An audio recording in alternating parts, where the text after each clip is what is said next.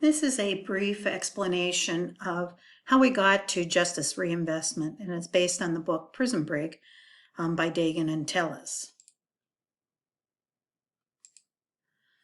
So one of the things, and the justice reinvestment really started out as a conservative movement and then involved liberal sources. And I think that really when we look at it today, it's both liberals and conservatives on the same page. So some of the things that from the Get Tough movement that the longer it went on, the less could be ignored were cost, recidivism, and racial disparity. Particularly the cost, most conservatives are fiscally responsible, supposedly.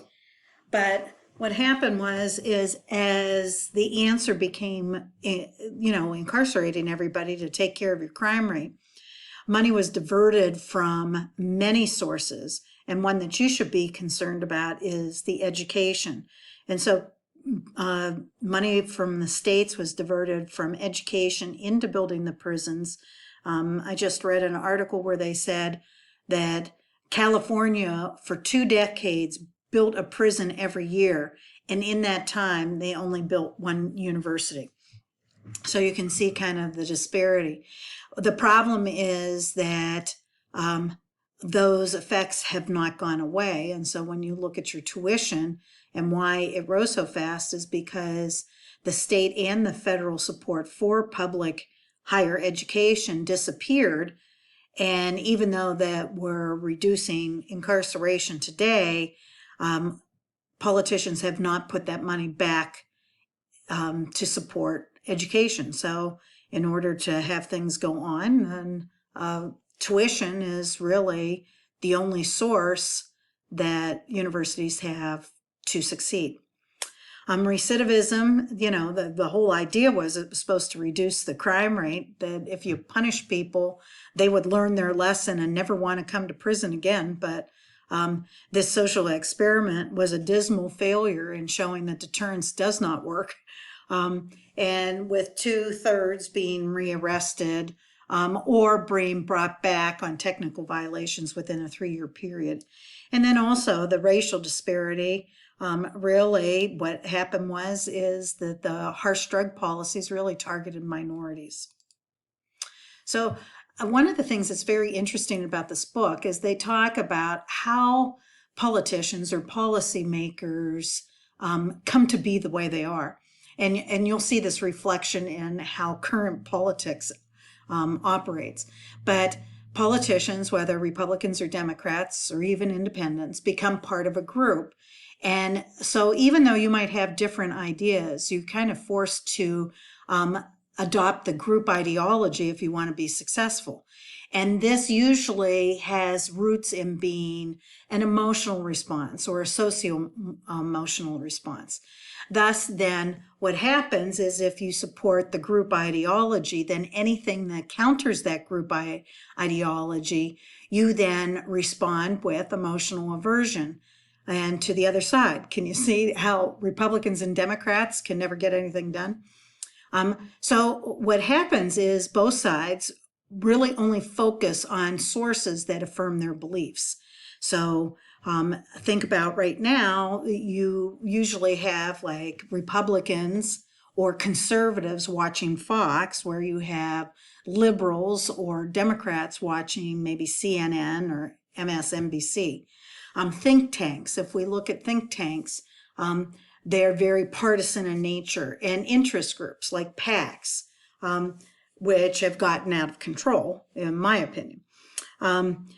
What happens, though, on both sides, because you're so emotionally involved in supporting your ideology, it really puts blinders on you to look at real things. And one of the things is the empirical evidence.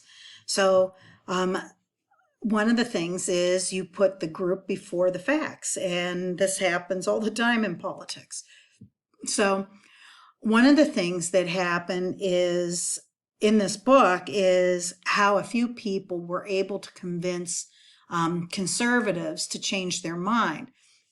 And the big thing, and this is kind of what I would call policy analysis and how you get policies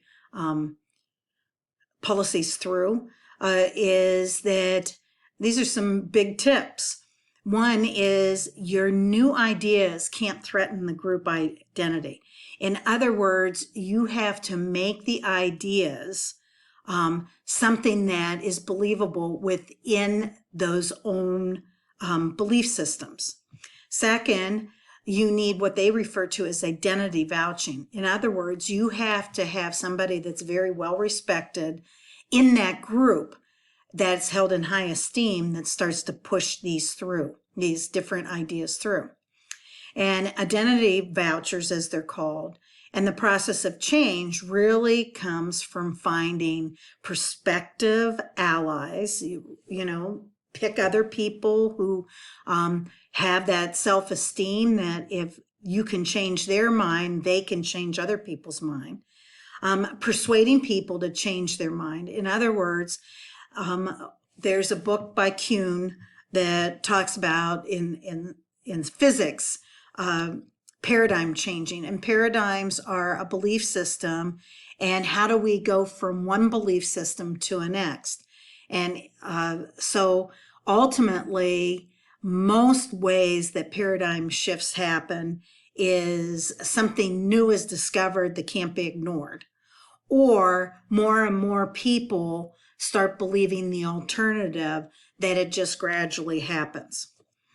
Third, resource intensive. You have to identify the right people and package the ideas in a way that appeals to them.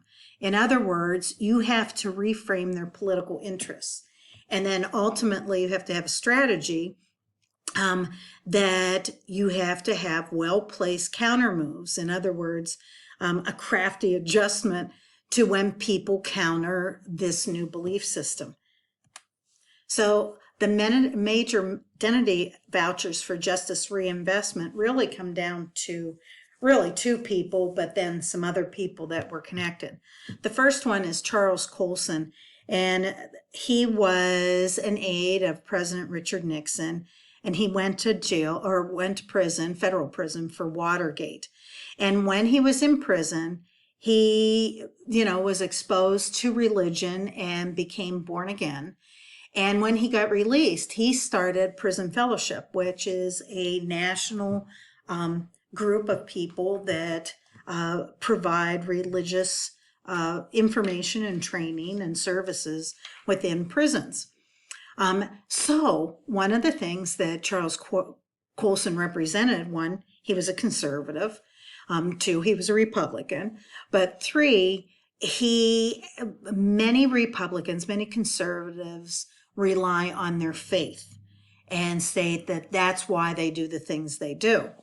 And because Charles Colson was supported by this faith community, he ultimately was seen as really kind of expanding to try to open the eyes of convicts, which was a good thing. But he still had those core oppositions that you find in the conservative group: abortion, euthanasia, homosexuality, and feminism. But he picked on one little thing, and it had to be crime.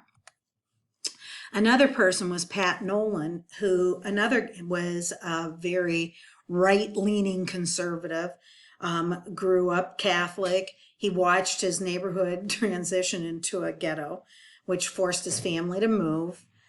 He became very active in a conservative group called the Young Americans. He became friends with some people that ultimately are known as very big conservatives.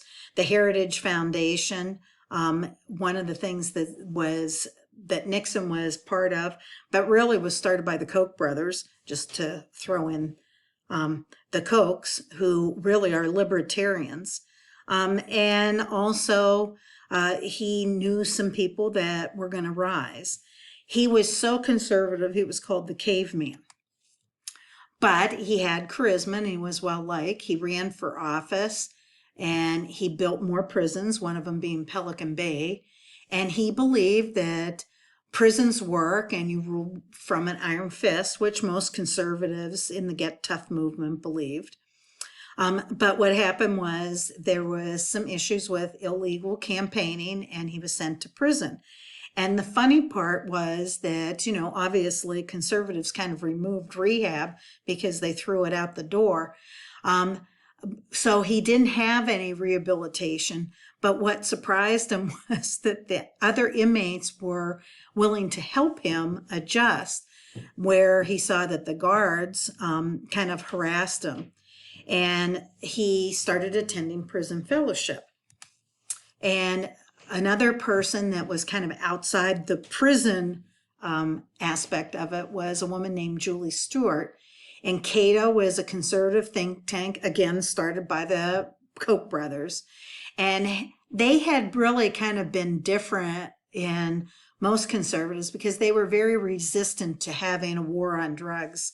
But they kind of ignored it. They didn't come up. But when her brother got 5 years mandatory sentence for growing some marijuana in his garage, where his accomplices ultimately got caught and then turned over on him and got probation, where he ended up going to prison. She left and started the Families Against Mandatory Minimums because here was a kid that didn't have priors. The people that were involved with him got off easier than he did, and it didn't seem fair. So the conservative agenda had been in the 80s and 90s to be tough on crime. As we know, harsh sentences. They built more prisons. The NRA was pushing more guns because of those government goons, which really meant the police. They wanted more private rights to protect themselves from the government.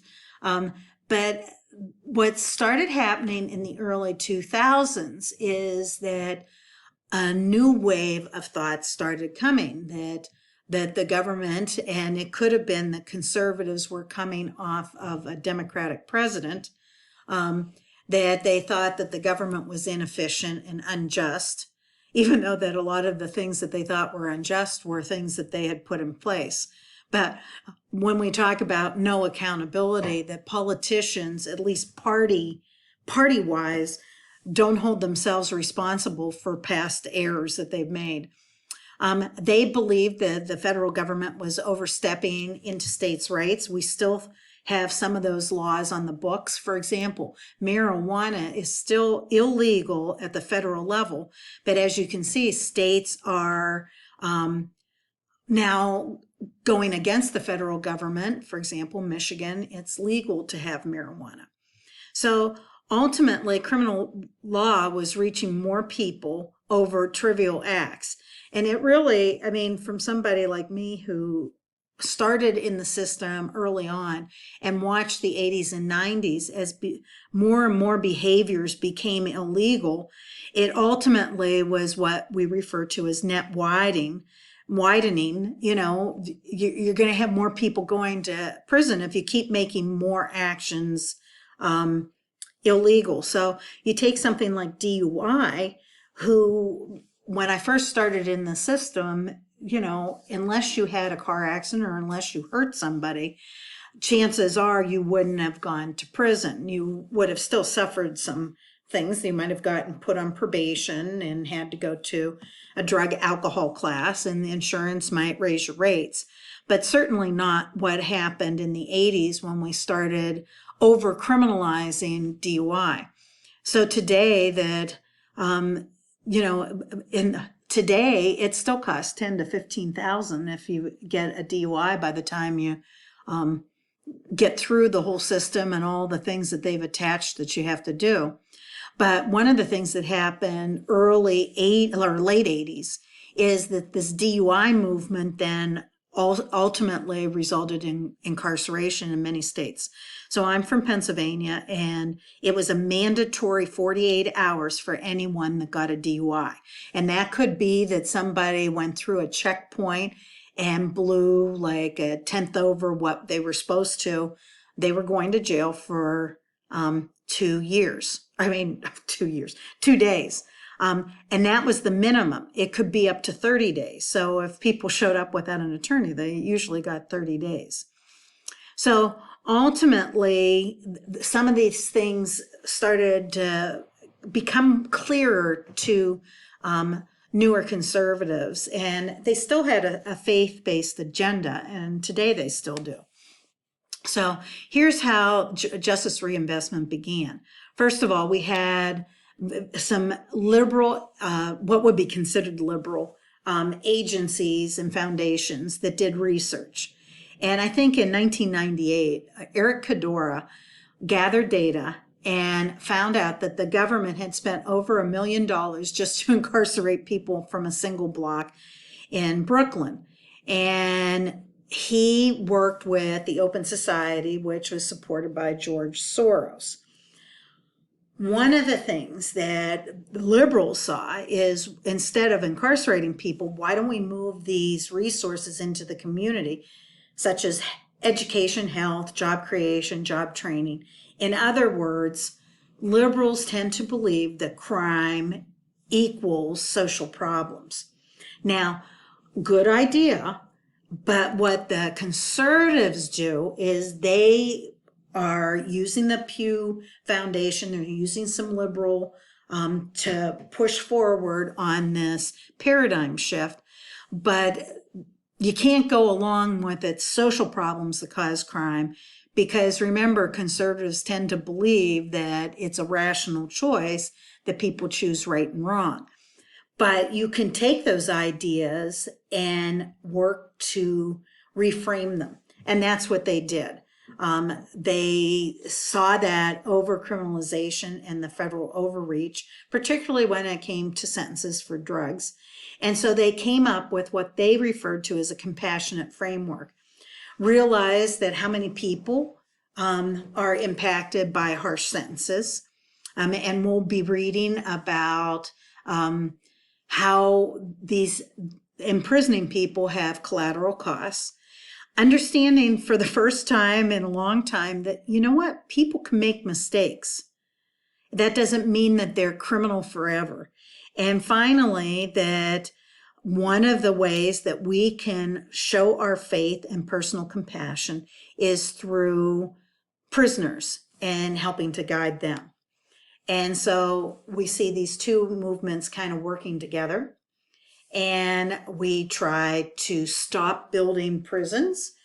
And another group that's a very conservative group is what's called ALEC. These are all the rich corporations are part of ALEC, and they model and advocate legislation. In other words, this is what most people don't understand, that lobbying of politicians means that whoever's giving the money is bringing them the legislation they want passed. And that's what ALEC helps do, is form that legislation. So some of the things that they've come up with are pro-guns, because the NRA is part of it. Of course, if you want to sell guns, you want everybody to be pro-gun. Stand your ground legislation, which turned out terrible when we see the Trayvon Martin case. They also were responsible for harsh policies and drugs and immigration, partly because private prisons were pushing these issues so that the overload could go in so they could make money. And so look at today, 2020, as I'm doing this video, that in Baldwin, Michigan, GEO reopened their prison and it's holding immigrants. So you can see that their lobbying efforts have worked, at least continue to work with immigration. One of the things, though, that several of the people that were in ALEC were starting to switch positions, and they had some people that were very influential that were on the House Corrections Committee, and they basically said, listen, we can't sustain the financial cost of prisons to control crime. I mean, really, states were going bankrupt. The education system plummeted. Prevention programs disappeared. because when you're taking all your money and you're putting it into one thing, but at the same time, you're getting elected because you want tax cuts, it literally means the government doesn't have any money. So ultimately, when we look at ALEC at the time of the book was written, it had sponsored 37 bills on CJ. This is a current list of states who have changed to justice reinvestment. So you can see more and more states are joining this. So about a year and a half ago, the federal government also joined this justice reinvestment movement. Although the president did, Charles Colson, they had a task force in his name. And one of the things that they did want to eliminate was private prisons, particularly on the federal level, but the president kept them, which is why you've seen some private prisons expand. And ultimately, they have a few areas that they concentrate on. And this is what your assignment's going to be. Priority issues are the overcriminalization, civil asset forfeiture that just got so out of control, juvenile justice, substance abuse, law enforcement, probation, prisons, parole, reentry, and victims, which they've always supported victims. One of the things that when you do your site reading of the rightoncrime.com is look at what their principles are. And then I want you to kind of reflect back to the Declaration of Principles of 1870. And that's it. Enjoy your reading.